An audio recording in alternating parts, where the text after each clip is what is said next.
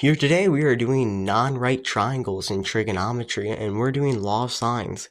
Here's the formula, however you can also switch it around, and both will work out for these problems. And for this and the next formula that we will be doing, law of cosines, you can also work with them on right triangles if you are a madman. So here we have find b, round to the nearest tenths. Here's all your information. So we're going to multiply it by sine of 29. And you'll get 7 sine of 29 over sine of 125.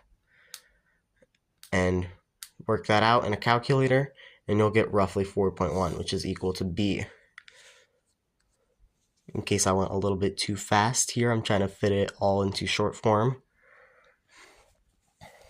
Okay, so find b, round to the nearest degree.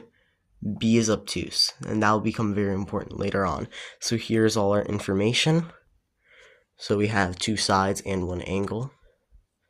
Now something that I should point out, the angles are on the opposite side of the label side. So B would be, so the opposite side of B would be that beta, opposite side of C would be gamma, opposite side of A would be alpha.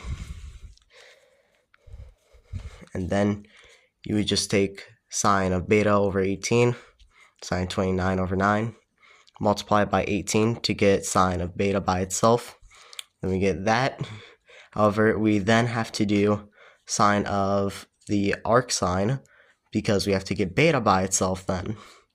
So then you take the arc sine of 18 sine 29 over 9, but I'm a little bit too lazy. And also a majority of times you can just put the answer button on your calculator and you will get the correct answer.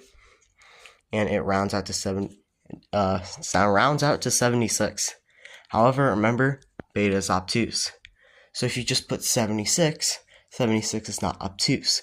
So what you do is that you subtract it by 180 degrees, which gives you 104 degrees, which is obtuse. So that is correct. I have one practice problem here. Find c, round to the nearest tenths. This one might be a little bit more difficult. I'll give you 5 seconds. Okay, so here, so gamma, it wasn't given to you, but you need it. So that's there. And c is equal to 11.1.